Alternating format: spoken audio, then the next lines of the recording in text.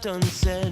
Days that can't be counted by the time till rent. Tomorrow's just another like the one that comes next. The corner of the highway that leads to the job, at the desk by the boss with the elegant watch. The tick of the clock and the tick of the clock mark the moments till the ticking stops. Ron Friedman, welcome to the podcast. Thanks, Kelly. Great to be here. In the conclusion of your new book, you write that, quote, humans didn't evolve to work alone. We're wired to connect, collaborate, and excel within small, tightly knit groups, end quote. And one of the examples you cite, somewhat surprisingly when I was first reading it, is lottery winners. How do lottery winners provide an example of this idea? There's a remarkable amount of research on what leads lottery winners to go back to their job, even after they've won hundreds of millions of dollars. And as it turns out, the primary reason that determines whether people go back is how rewarding they find their job. And so the question is, what makes a job rewarding? And it's not what most people think. It's not the salary. It's not the title. It's not the perks. The thing that drives people to return to work is being part of a great team and doing great work with great people. And that's what I was determined to study in super teams, is what are the factors that actually drive team performance and make a job really rewarding. So I did this thing. I think many of us do this thing where I fantasize, but what if someone gave me, $500 million? What would I do? And I first I was like fixing up the house. I was thinking about travel. And my wife's like, would you quit work? And I was like, no, I wouldn't. Yeah, like, I just thought about it. It's like, no, I really like what I do. People are my oxygen. But also this lineage at Second City, we've been around 67 years. We have these stages where you have 6 people improvise nightly with audiences. They become an ensemble is what they are and what they call themselves. And everything they've learned is about things like, hey, you have to make your partner look good. You have to listen to everything someone says. Everything they say is right, and you build upon that. And as I'm reading through your book about teams, oh, and by the way, it's not comfortable. It's not easy. In fact, discord is built in. And it was like, oh, this seems very akin to the things you write about in the book. That's exactly right. So let me tell you a little bit about how we did the study, just to bring the listeners in. So we interviewed over 6,000 individuals who work on teams, and we asked them 2 simple questions with regard to their team. Number 1, how effective is your team at achieving its goals? And number 2, compared to other teams in your industry, how would you rate your team's performance? And then we took the teams with a perfect score, a small group, we call them super teams, and we looked to see what do the super teams do differently. And as you correctly point out, one of the key differences about super teams is that they don't just collaborate well, they make each other better. That's one of the key strengths. The other 2 strengths that define them is that they get more done by better managing their time, energy, and attention. And thirdly, even when things are going well, they're consistently looking for ways to get better. They're building new skills, they're improving over time, and we could talk about how they do that. But to me, the most inspiring message of all is that each and every one of those strengths is learnable, which means by building the right habits, any team can dramatically improve its performance. And it's by studying teams like the ones you have at Second City. So a thought experiment opens this book wherein you ask us to imagine a mysterious fire destroying your office, which actually happened to me. That's another story. Second City caught on fire like 10 years ago, and my office and many offices were completely destroyed. Oh no! But but actually, it was liberating in many ways, and we'll get into it. But for the purpose of this conversation, you give a list of ideal workplace design elements that we can pick from, and the list has everything from skylights to ping pong tables. Can I tell you what I picked? Yes. I didn't read ahead, and I was wrong, but not completely. I picked 3: collaborative spaces for group work, private meeting rooms for confidential conversations. No, I picked 4: skylights, and a quiet workspace for focused work. So I picked those 4. Mm-hmm. But the answer is 1, right? Yeah. So in our research, we put these amenities in front of people and we said, which do you actually have in your office? And we were interested in learning what are the factors that actually position a team to succeed? What are the factors that truly define super teams? And as it turned out, only one amenity actually made a difference. And it wasn't the ping pong table. It wasn't the office dog. It wasn't the heated toilet seats that they have at Google. What really drove performance was having a quiet space to do focus work. And what I think that tells us is how most offices today have become attentional war zones. And it's why so many people prefer to work from home. It's the only way for them to actually feel like they can get work done. And if you want a team to be successful, you have to create both the time and the space for them to do productive work. And part of being an effective collaborator is having the opportunity to do your individual part by working alone. And when we think about collaboration, everyone says they want more collaboration, but what they don't realize is that they're conflating collaboration with constant togetherness. And constant togetherness isn't what defines a high-performing team. So this is what I was thinking about with regard to Second City, which is, you know, it's live, you are together in a room, all that stuff. However, it is for a specific time. Like, rehearsals rarely go over 3 hours. The show itself is about an hour and a half, not an hour and 45 minutes. And then you do go home, and often the director gives writing assignments that you're going to come in, and then you're also going to collaborate. So it is an immense amount of structure, and the together time is actually fairly small because, in essence, what we also know is very creative people need time to incubate their ideas and find their ideas. And they find that by going to the Starbucks and interacting with someone, or by walking around, or a variety of other ways. So it's not that the success is because we're live. Live is an element of that. And you even talk about this in the book with regard to remote work. It's like, that's not the point in terms of like whether it's home or whether it's here. It's how you work. Exactly right. So that's another part of what we had discovered in the research for super teams is we looked at where are these high performing teams located? Are they more likely to form in the office? Are they more likely to form working remotely? Or maybe it's the best of both worlds. Maybe the ideal situation is just being hybrid. And as it turns out, the location didn't matter. It didn't predict the frequency of high performing teams.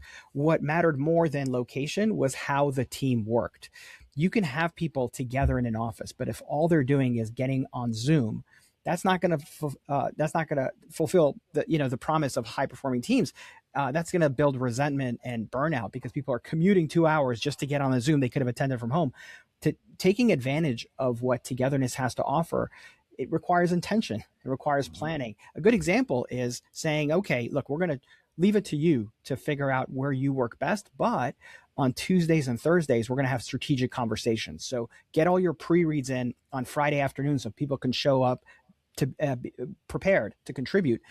That's taking advantage of the best of what we can get from being together. And so it requires a little bit of planning. The other thing I would say is, on the point of constant togetherness, one of my favorite examples of how we get this wrong is the quintessential teamwork example is let's all brainstorm together. Everybody get into the conference room. We're all going to throw up ideas and we'll come up with some great solutions. And what the research tells us is that, in fact, if you want high frequency of ideas and higher quality ideas, you're far better off doing brain writing instead of brainstorming. And brain writing is simply a psychological term that means we're going to take turns individually coming up with ideas alone in our offices, and then we're going to get together in the conference room to exchange ideas and fine-tune the ones that we developed. The challenge with brainstorming is that the first person who speaks tends to anchor people around their suggestion. And then instead of contributing our own ideas, we're simply evaluating the first person who spoke. The other thing that happens is we all kind of feel this diffusion of responsibility because even if we're not contributing ideas, we all feel like we've been part of a meeting that came up with multiple ideas. But when you're sitting there alone in your office, when you have an empty list, you can't help but feel that pain, and that drives you to contribute more. And so just a great example of how if we want creative ideas, we really need to build in that time for individual work as well as being together. So I've had this argument about this idea with Nick Epley, who's a professor at the University of Chicago, because I'm aware of the research. There is an antidote to that problem, and it's yes and. So when someone, if you're taught as an improviser that you're going to take the idea that someone said, say yes to it and add to it, and then their job is to say yes and add to that, you do avoid that sort of groupthink idea. Kelly, can I push back on this? I can't wait sure. to have this. Is great. I finally get to speak to someone who is an expert on this because Yes. I've been in those meetings where you have the yes and the people have been trained to say yes and I think sometimes the idea is just bad. Is it possible the idea is just bad and I don't want to build on it? Well, absolutely, but what we understand is that bad ideas can often be the source for later great ideas. That's true. Especially in the world of comedy. Yeah. 'Cause, quite frankly, you want like bad or outrageous. If something is going to be innovative, it's probably going to look unusual, weird, problematic. And the thing about yes and that we stress to our folks when we go into corporate situations is it's about abundance at the beginning. We have a 12-week process for creating a show. Yes and is the first 4 weeks. It's like we want as much stuff to draw on as possible. After that, we are honing, editing, and then my wife just directed the latest show here, and the last 3 shows they did. She goes, okay, I'm going to allow a public funeral for your scenes that didn't make it. So she actually put these terrible scenes in the show for them to die one last death, and actually I think those kinds of ceremonies and rites actually make people feel better about letting go of a thing. I mean, I think this is a situation where we're both right, which is if you're not trained in doing this kind of work with regard to allowing a space for the bad idea to exist a little bit, that can become a real problem, especially if there's status stuff going on in that room. If the bad idea is coming from the CEO. Great point about the status. Great point, because I think that is one of the barriers. And I will say, I appreciate your point very much. And I think that maybe the solution is the best of both worlds, which is having people come up with the ideas individually and then present them to the group, and then yes-anding around the finished product where they've had a little bit of time to think about their ideas, as opposed to just being put on the spot and coming up with the best idea they can come up with in that moment. Well, and then the other aspect of it, which is the scientific method, is it's not up to us. It's up to the audience. Mm-hmm. So then you're going to put it up in front of an audience. And if no one is laughing, it's like, well, that we all know where that's going, because the one thing is it's got to be funny. And not that there's not a place for a groan, not that there's not a place for something that's a little bit serious or whatever, but and what I recognize is that in a lot of businesses, well, this is changing. I was going to say, in a lot of businesses, you don't have the opportunity to test your ideas out. But I think now we live in a world where you can.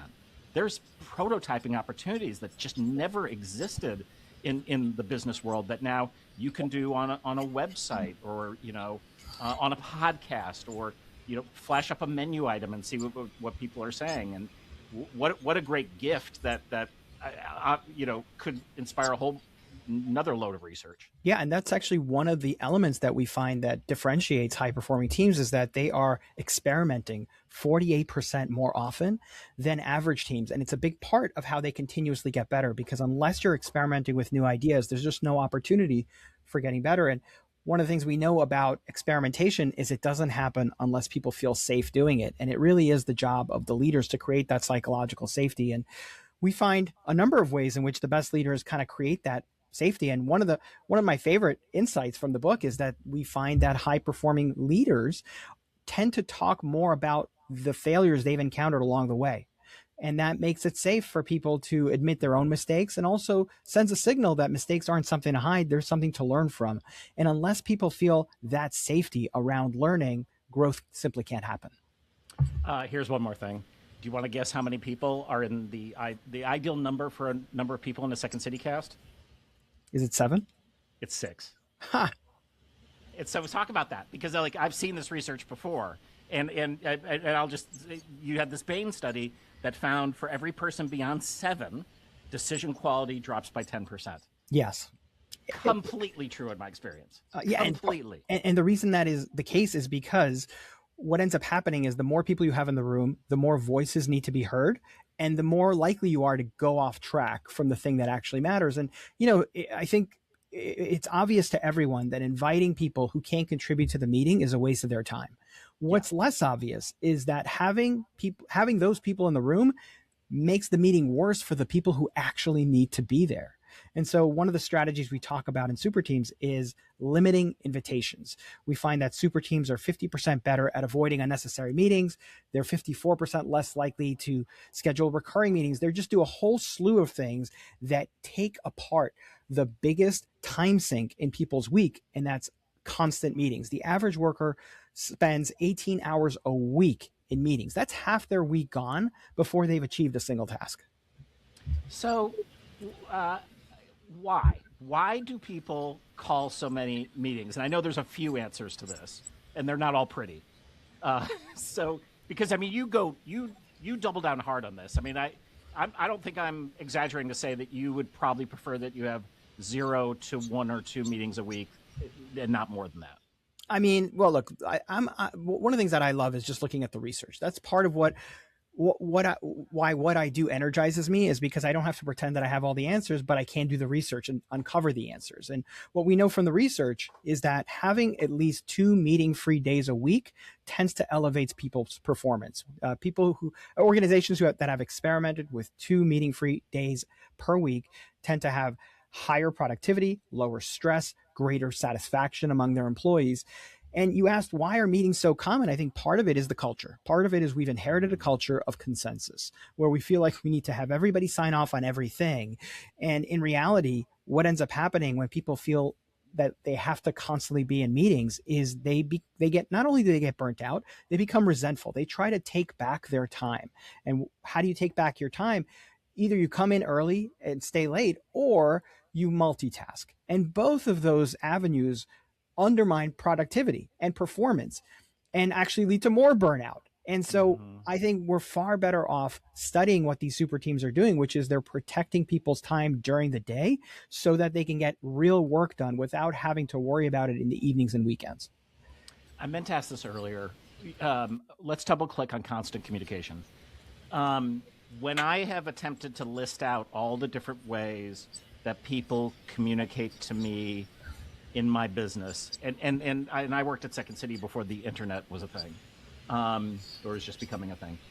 It's kind of shocking how right. So we've got email, we've got text, we've got Teams, we've got Slack, we've got LinkedIn, we've got Facebook Messenger.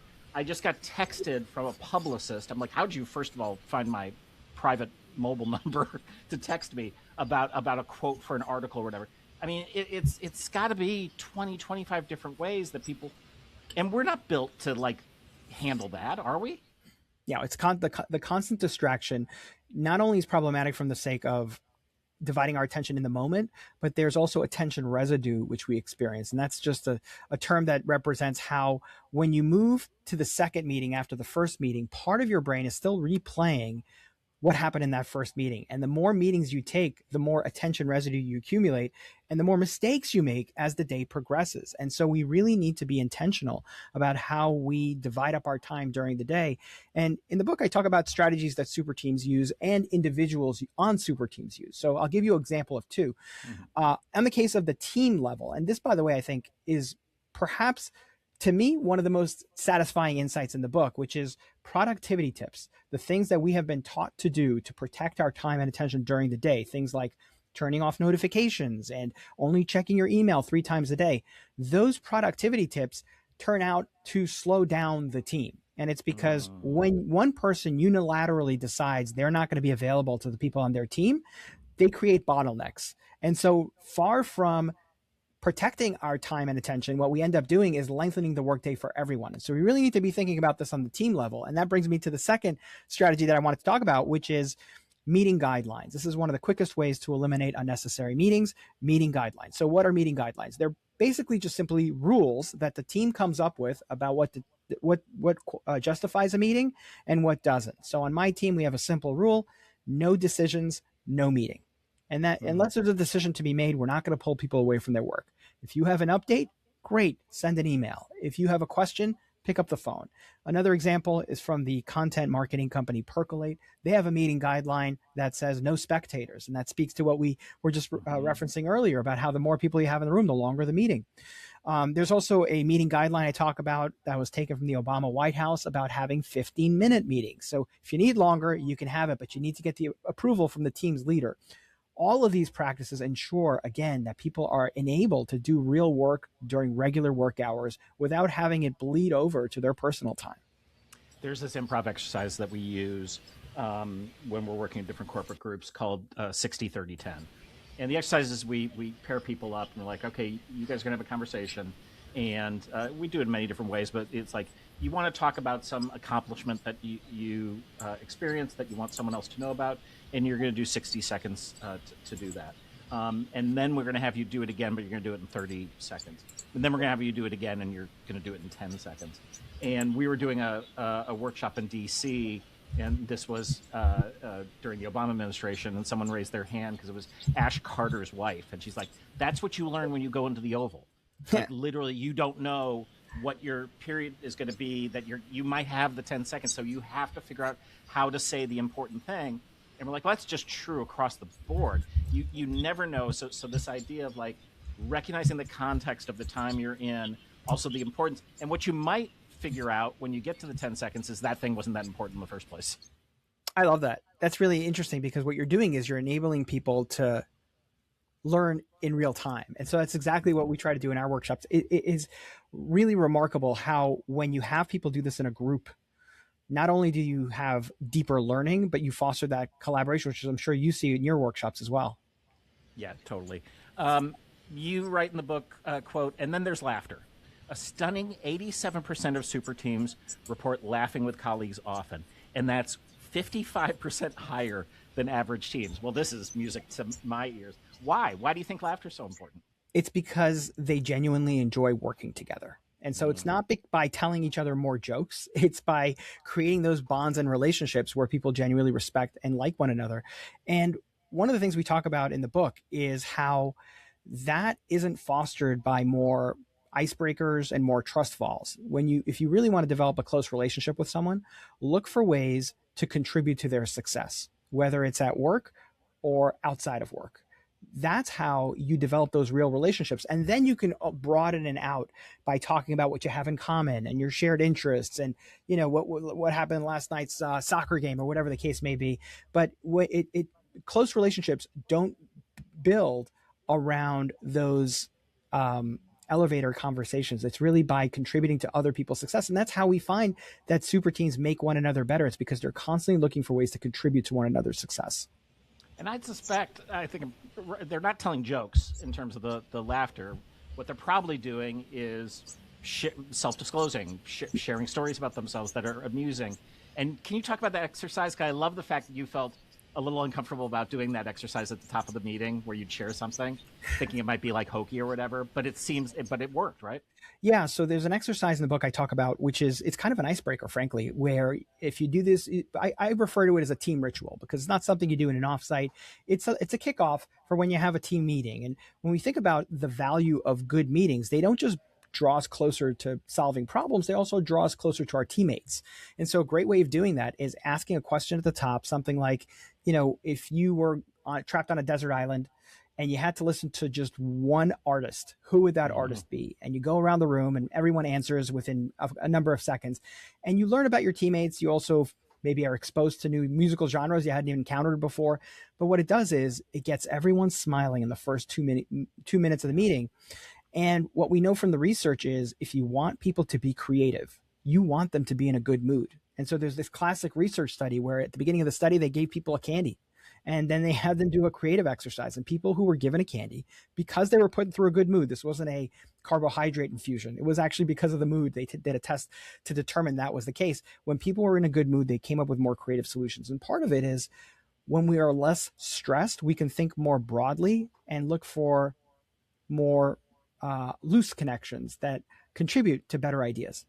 Yeah, and this is Epley's research is all about the power of self-disclosure, but even more so, how unwilling we often are to self-disclose because we don't think people care or are interested, or we think it's going to be embarrassing, and it rarely is. People actually do enjoy, and then mirroring, we're reciprocal, all that stuff. All right, so chapter 5. I hired Tina Fey at Second City. Gave her her first professional show. I also use her as an example in my talks that I give about someone who is an amazing leader, drawing on the rules of improvisation. I don't know Chevy Chase, but I know his reputation in the industry that I'm in.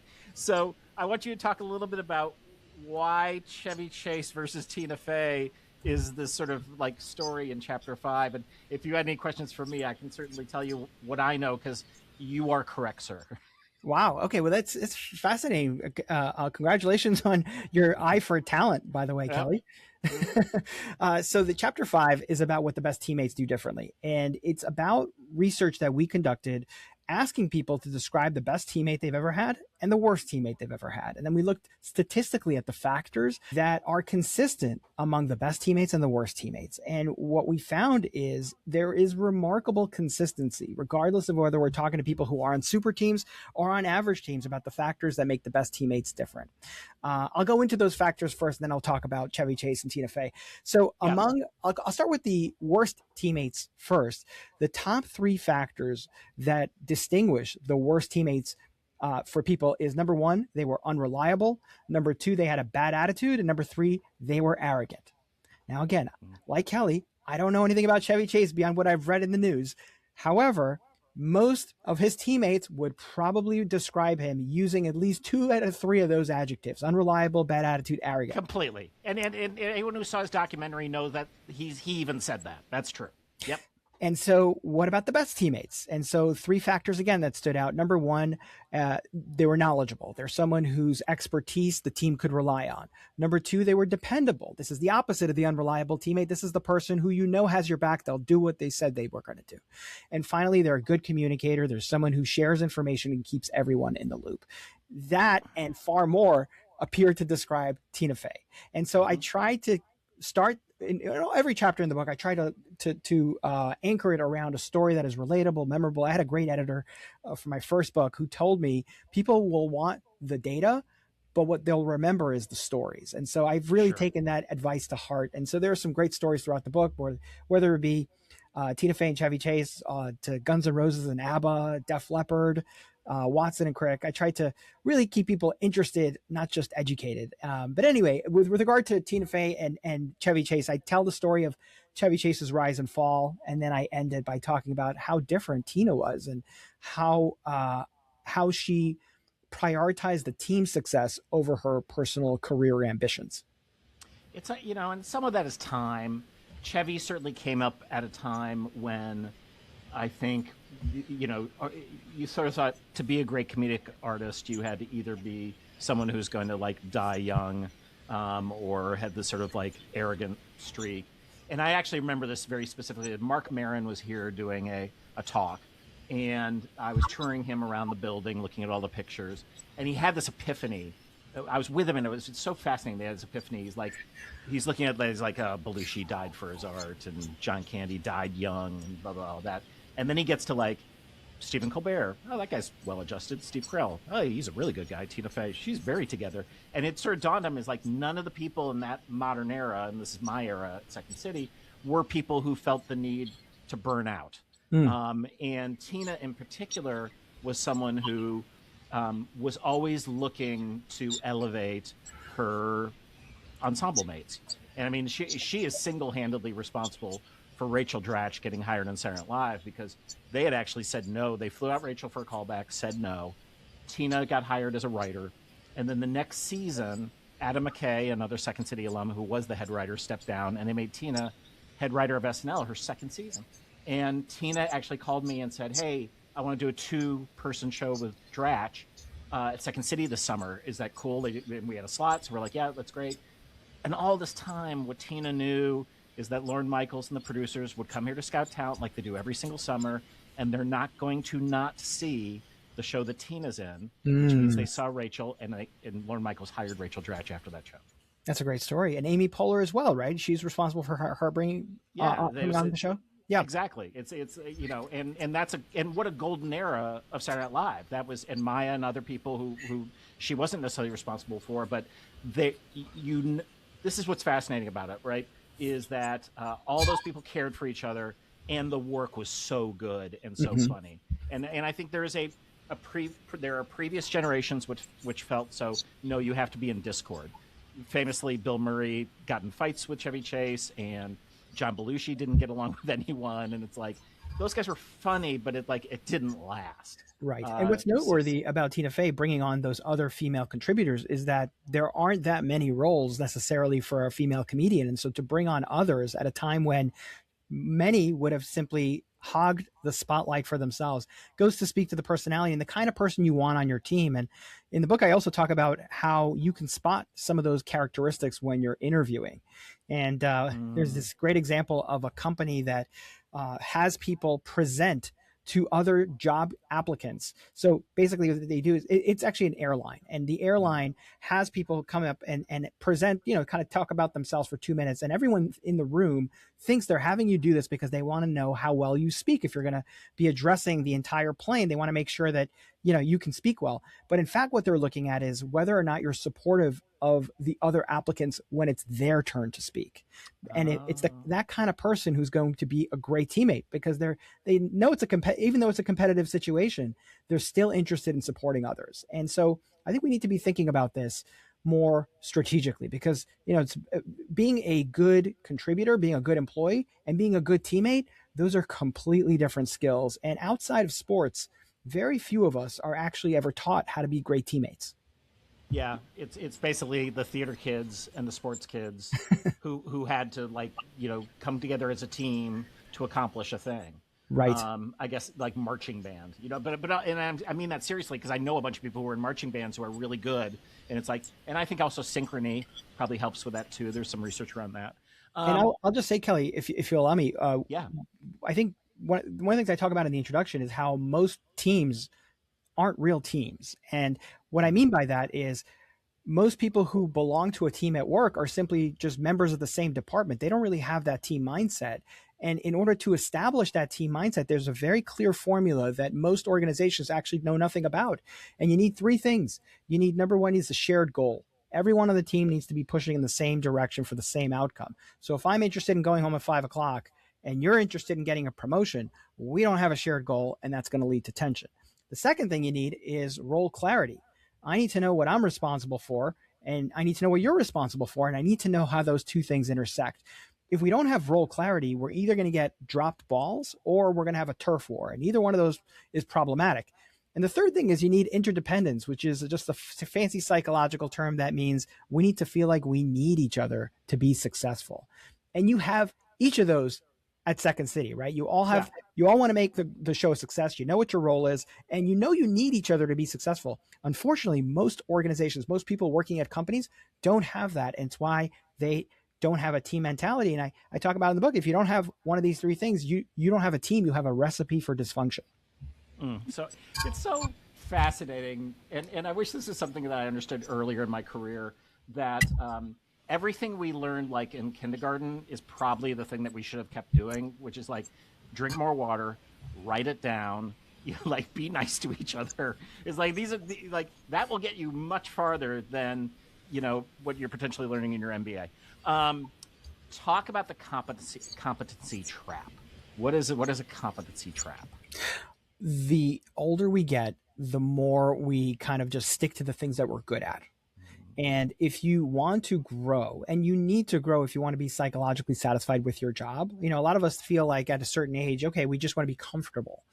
But the reality is we all have a psychological need for what psychologists will call competence or mastery. And all that means is feeling good at what we do, but also having the ability to grow and build new skills and improve over time. Because if we're not growing, we're bored. And if we're getting bored, then that is not the recipe for engagement or high performance. And so ultimately, you need a team and you need a leader who pushes you to get better over time. Otherwise, you're going to get disengaged and you're going to look for growth, but it'll be outside the office.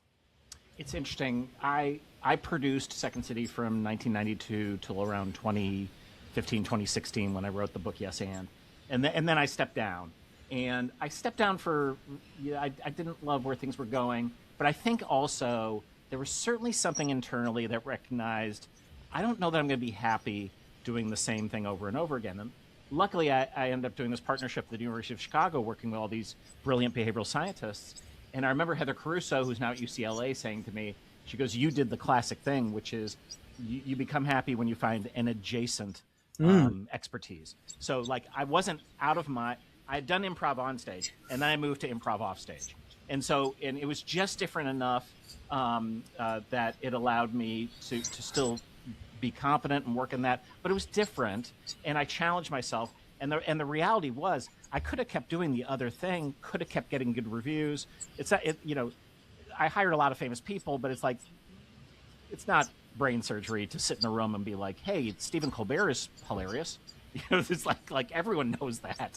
So I think that and Mary Murphy has been a guest on the podcast, and you talk a lot about her work around culture of growth, which is then, man, you've got to be able to risk. And that's hard, especially when things are going well. Yeah. But you know what? Part of having that ongoing development and ongoing growth is making it part of your culture. So in other words, we talked earlier about experimentation. To direct the team's attention to people who are taking intelligent risks. Recently, my team and I just did a study that isn't in the book. It's about how high-performing teams use AI. Oh. And what we find is that average teams, people feel guilty about it. They hide it from one another, and they don't share anything they've learned. But on high-performing teams, they're far more open about sharing prompts with one another. And when they are sharing ideas that were AI generated, they tell others that. And so what that does is it enables the entire group to continuously get better because they're constantly learning from one another's prompts. Whereas people who are on average teams, not only do they not share it, they actually feel like they're more in danger of losing their job because they're afraid that if they were to share what they've learned, there wouldn't be a need to have them on. And so when you look at the people who feel most insecure about losing their jobs to AI, they're the ones who don't feel like they're doing it as part of a team. That's really interesting. I just had this experience. Our colleague was like, hey, to my colleague Jeremy and I, our friend Elizabeth was like, could you help me just move this thing over the goal line, which was around like tours of Second City for like young people or whatever. And I had actually written a script for this tour. And so Jeremy goes, come over to my office. He got clawed up. He's like, you have that script that you did? So it's my work. Like these are all my words. I also know AI has scraped every one of these podcasts. AI has scraped my book. AI has scraped all of your books. I can tell you that right now. Because you, like I, were probably offered some pittance by our publisher to say that it was okay, even though they'd already done it. Anyway, Jeremy and I sat in a room, and we came up with this. AI helped us get this thing to a place where we could send it to our in-house designer and say, we need just something like this. But this is all the information in there you have. Make it fit our brand style, all that. And I didn't feel I was cheating. I was totally fine saying this is how we did it. And I did not feel I was using someone else's work. I just needed help from like an assistant that I don't have. It's funny because it sounds like you even though you said you didn't feel guilty doing it, I sense that part of you maybe felt a little bit guilty doing it. Totally. Yes. And you know what? I think what we're experiencing now is a dichotomy between people who are in business versus the ones who are creating businesses. And the ones who are creating businesses have no compunction about using any AI for anything because they've got nothing to lose. And so I think for the more established organizations, unless they are more intentional about creating this AI first mindset where not only is it allowed, but it's encouraged. And we want you to share your ideas because we're all going to get better together. You're going to fall behind. I mean, that's just the reality of it. No, this is perfect because your book says this over and over and over again, which is be straight up about it. Give make a policy, make sure people understand what it is and go forth and don't try to overcomplicate it. Because it is the world we live in, whether you like it or not. And the big thing I've been talking about here is like I literally worked here when the internet got put in, and we had the first website of any theater in Chicago. And when we did that, people were like, "Why are you doing this?" And now I look at it and go, "Oh, where does all the money come into the business?" And it is through the internet. So you can't escape it. Nope. All right, this is perfect. We always ask the last question for a new guest on the podcast for a yes and story. Do you have one for us? So I opened the book, Super Teams, talking about this Silicon Valley company that approaches me about doing a study about teamwork. And I just had no idea where to take it. So eventually I said, yes, I'll do the study. And then I thought about this classic research on what happy people do differently. And it's, you've probably encountered some form of this study where they studied happy people and compared them to people who are less happy and looked at what are the happy people doing differently.